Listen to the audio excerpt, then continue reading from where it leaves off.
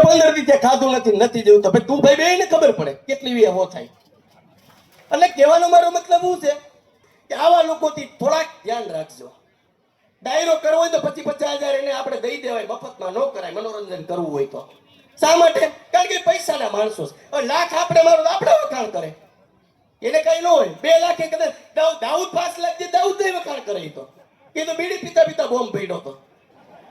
હા, કારણ કે સર્વપ્રથમ તો આ જેતપરની જનતા અને સંતોના શરણોમાં સર્વને નમન. મિત્રો, આ જેતપરની ધરાની કઈક તાસીર જુદી હોય એવું લાગે છે. હું જામકરોડા તાલુકાનું બાલાપર ગામ છે, મારું 200 કિલોમીટર અહીંથી સેટો થાય. બીજી વાર હું અહીંયા આવ્યો છું, કારણ કે આ ગામના આપણે વિડિયા જોઈ છે સોશિયલ મીડિયાના માધ્યમથી. અને નિલેશભાઈ એરવાડિયા અમારા આંદોલન વખતના મિત્ર છે, તેને 15 વર્ષથી આપણી જોઈ છે કે આ માણસને રિવર્સ ગિયરની સિસ્ટમ નથી. કારણ કે જે થાય આગળ જોવાનું, પાછળ જોવાનું નહીં. 25 લોકો આની લડાઈ લડતા હતા આંદોલનની અંદર, હું એનો સાક્ષી છું. પણ 25 માંથી 100 ફૂટી ગયા. હમણાં ઓલા ભાઈએ કીધું ને, અધૂરી વાત કરી. મોતીડા એરણમાં એરાય, માથે ગણ કેરા ઘા થાય, ફૂટે તો ફટક્યા કહેવાય, ખરાની ખબરું ખરે થાય.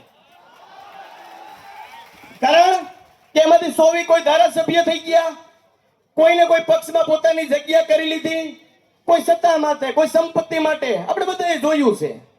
પણ આ નિલેશ એરવાડિયા એક એવો હરીકામ ઉભો છે, આજે માથે પાઘડી વાળીને ખેડૂને ઉપવાસ ઉપર બેસી ગયો છે. મિત્રો, આવા માણસ, આવા નીડર માણસ, અને આને આઝાદની સાપ એને સાર્થક કરી છે.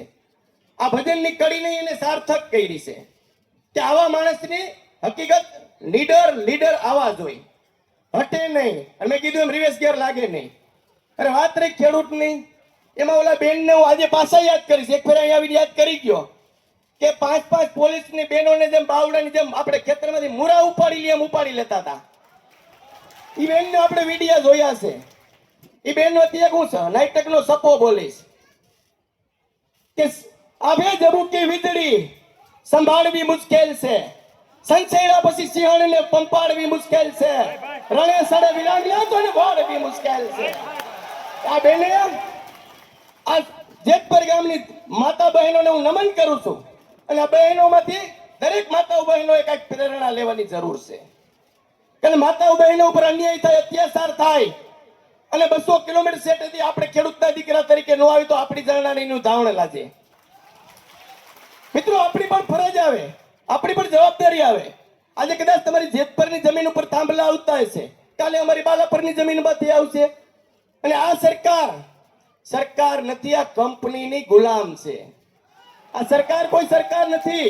182 ધારાસભ્ય જેને આપણે ખેડૂતના દીકરાને છૂટીને મોકલા છે, એમાં 120 તો સીધી લીટીના ખેડૂતના વારસદાર છે. ખેડૂતના વારસદાર છે ને આજની તારીખમાં પણ ખેડૂત છે. પણ મિત્રો, ભણનો દીકરો એ કોઈ ખેડૂતનો ખ બોલવા તૈયાર નથી. શા માટે નથી બોલતો? કારણ કે એને પદ, પ્રતિષ્ઠા અને પૈસાની ભૂખ છે. તમારી કોઈ જરૂર નથી. તમને તો 2 મોન્સરના ઢેફલા મારશે, 200 ગ્રામ ભજીયા મારશે, એટલે કે પાકા વાકા વરીને 30 વર્ષે જેમ ધબા મારશે, પાછા મારશે. આ એથી વિશેષ કઈ તમારી તમને આપણે એમ કહીએ કે મશીનમાં વાંધો છે. મશીનમાં નહીં, આપણને મશીન સમજે છે. હકીકત એ મશીનમાં વાંધો નથી, આપણને મશીન સમજે છે આવડા બધાય. અને આપણે પાછા ભૂલી જઈશી, અને પાછી ચૂંટણી આવશે ને આજ સરકારને છૂટશું, અને પાછા 5 વર્ષ આને નાને આપણે ગાયરું દેવું. મિત્રો, આ થાંભલા નહીં કે એને ખબર નથી 15 દિવસથી આવડા બધા ઉપવાસ ઉપર બેઠા છે. આ સોશિયલ મીડિયાનો જમાનો છે, મીડિયા વાળા છે, એને ખબર નથી. શા માટે આપણે બધાને ભેગું થવું પડે? એ ખેડૂતના દીકરા છે. અને ખેતરમાંથી આજે દાખલા તરીકે આવડા મોબાઈલ વાળા ટાવર નાખીશ, કેમ એનું ભાડું યોગ્ય આપણને આપી દે છે? પ્લોટમાં નાખે કે કોઈ ધાબા માથે નાખે તો એનું યોગ્ય ભાડું આપે. આપણી કાળજા જેવી જમીનમાં આ આજીવન ખીલા ખોડવા છે, આપણે બાપ દાદાની છે, તો એમાં આપણી પરમિશનની જરૂર નથી. અને જો આપણે એને રોકવા જાય તો એનો અન્યાય અત્યાચાર પોલીસ તંત્રનો ઉપયોગ કરીને આપણે જોયો છે. માતાઓને બહેનોને પણ નથી છોડી. એ તો ધન્યવાદ છે આ ધરાને કે અમે અવાજ ઉપાડ્યો. આ આંદોલન જેતપરનું નથી. જેતપર ગામને તો 100 વાર ધન્યવાદ. આખા ગુજરાતના ખેડૂતોનું પ્રતિનિધિત્વ કરે છે આ ગામ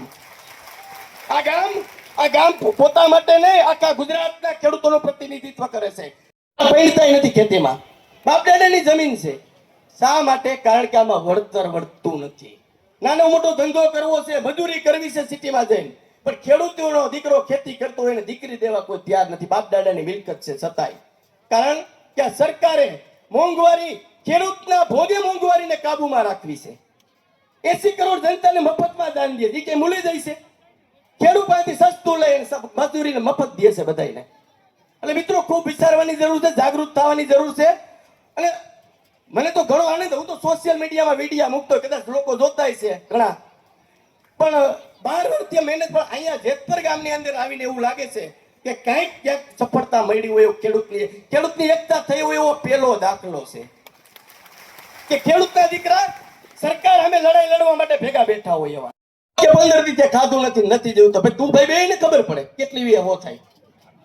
એટલે કહેવાનો મારો મતલબ શું છે કે અડધા લીટરનો લોટો હોય ને એમાં અડધો લીટર જ પાણી નખાય, એમાં 5 લીટર ન નખાય, બીજું સલકે. અમારી મરમાં ભાષા સમજે તો. એટલે મહત્વ વધારે પડતું તમે કોઈને મહત્વ આપો ને તો મહત્વનો વધુ પડતી નમ્રતાનો પણ અર્થ અવળો કાઢે. બોલો આપણે ખેડૂતના દીકરાને બધાને સમજ પડે. આપણે પેલા કૂતરા બહાર પાડતા ને ગાડામાં બાંધતા, એટલે જરાકામાં તાણે, કેમ કે આખું ગાડું હું તાણે જાઉં છું. તારો બાપ ઓલા 7 પગવાર આગળ બેઠા છે તાણે છે, તારાથી એને દેખાય કે વિષય ન લે. એટલે આ ઘણા લોકોને આવું થાય, અહીં સ્ટેજમાં થોડુંક માન સન્માન આપી દે, એટલે એમ થાય કે હવે અમારા થકી, અને કે હું હતો એટલે માણા ભેગા થાય. હવે આ દેશની પરંપરા છે, અહીંયા મદારી આવે તો 500 માણા ભેગા થાય છે. તમારું મનોરંજન કરી લેવાનું હોય, એથી વિશેષ તમારું કઈ ઉપયોગ ન હોય. મનોરંજનના માણસો છે, અહીંયા મદારી હોય તો 500 માણા ભેગા થઈ જાય છે. એટલે એનો મતલબ એ થઈ ગયો મદારી મહાન થઈ ગયો.